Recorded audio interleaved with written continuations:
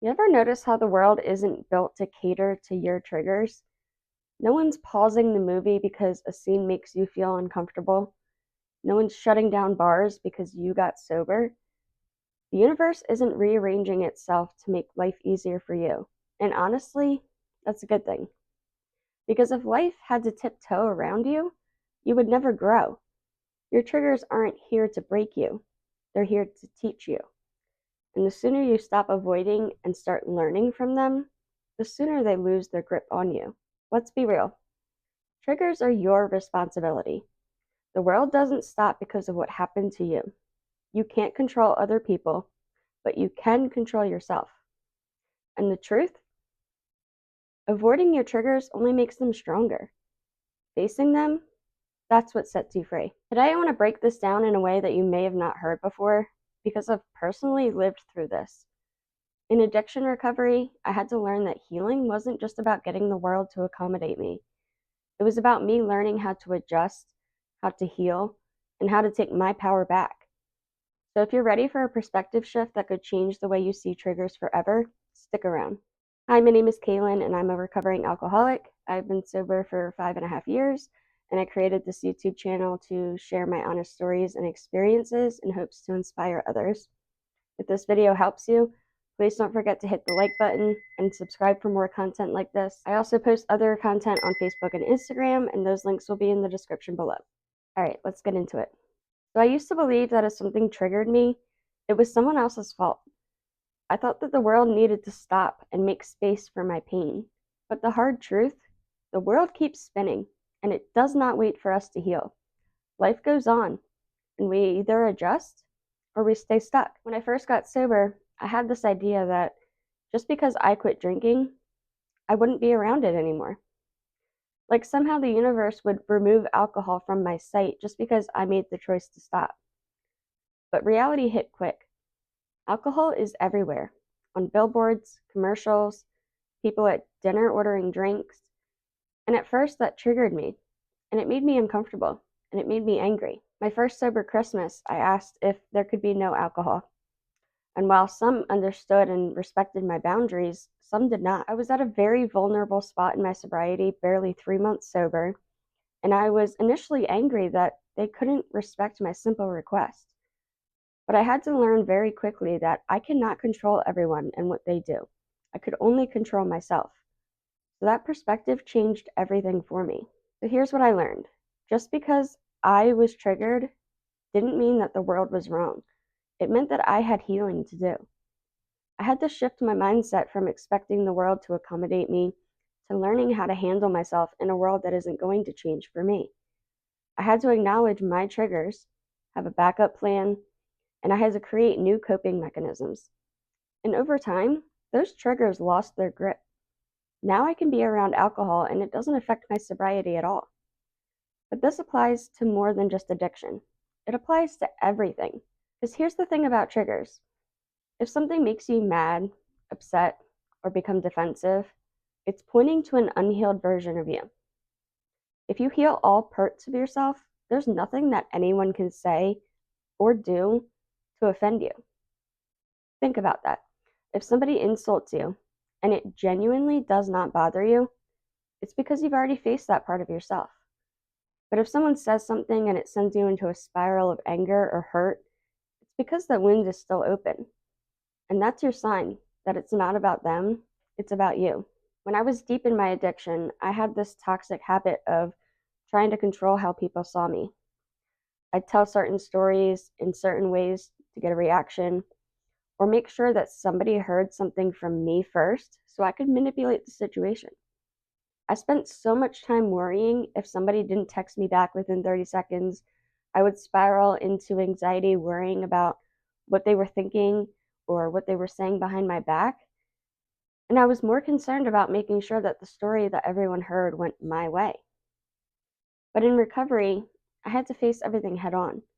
I had to own my past and stop running from it and heal from it. I had to feel my emotions and build strength within myself. I had to understand that not everyone will like me, and I had no control over who did or not. But once I healed those parts of me, no one could use it against me. No one could trigger me with it because I had already made peace with it. I was no longer running and hiding from everything or trying to control situations. I simply am just being my authentic self, knowing my truth. And if others don't see me that way, it's not my problem because the right ones do. And that's the key. The more you heal, the less the triggers have over you. That's also when I learned that people will always have their own perception of you, and there will always be thousands of versions of yourself that exist in other people's minds. And some of those people, they were never meant to know the healed version of me. One of the biggest mistakes that people make is avoiding their triggers, thinking that if they just ran far enough, they'll never have to deal with them. But that's not how healing works. Avoiding your triggers doesn't make them go away, it makes them stronger. It gives them more power over you. Because every time you run from something, you reinforce the belief that you can't handle it. It's like being afraid of the ocean. If you never go near the water, your fear grows. But if you slowly start stepping in, letting yourself adjust, you realize it's not as terrifying as your mind made it out to be. The same applies to triggers. You have to face them to take away their power. So, how do you actually do this? How do you heal your triggers instead of letting them control you? You start by being self aware. You start paying attention to what triggers you and why. What is it bringing up? What past wound is still unhealed? Then you reframe your mindset. Instead of seeing the triggers as something bad, start seeing them as guides because they're showing you exactly where you need to heal. Then face them gradually. Don't run. Lean into them in small ways because the more you expose yourself, the less power they have. And then you build better coping mechanisms. Instead of reacting out of fear or anger, you find healthy ways to process emotions, whether it's journaling, meditation, therapy, deep breathing, whatever works for you. And then own your past. The more you accept and make peace with your story, the less anyone can use it against you. And stop expecting the world to change for you. This is a big one. You have to take responsibility for your own healing because the world isn't going to change, but you can. And I know this isn't easy. I've been through it. Facing your triggers is uncomfortable. It's messy. It stirs things up that you might have buried deep. But you know what else is uncomfortable? Staying stuck. Living in a cycle where you're constantly at the mercy of your emotions, where it feels like the world is against you, where every little thing sets you off and ruins your whole day. Healing is uncomfortable. Growth is uncomfortable. But staying in the same place, repeating the same cycles, getting triggered by the same things over and over again, that's exhausting. And if you're watching this, I know deep down you don't want to stay stuck. So here's the real question. Are you willing to get uncomfortable for the sake of your own freedom? Because that's what this is about. True freedom isn't about avoiding pain. It's about making peace with it. It's about taking your power back so nothing and no one can dictate your emotions but you. It's about getting to a place where you don't have to walk on eggshells around your own past. And I promise you, when you start looking at triggers as teachers instead of enemies, your entire world changes. You stop taking things so personally. You stop reacting out of pain. You stop letting other people have control over your emotions. And you start living for you. So the next time something triggers you, don't run from it. Don't lash out. Don't spiral. Just take a deep breath and ask yourself, what is this trying to show me?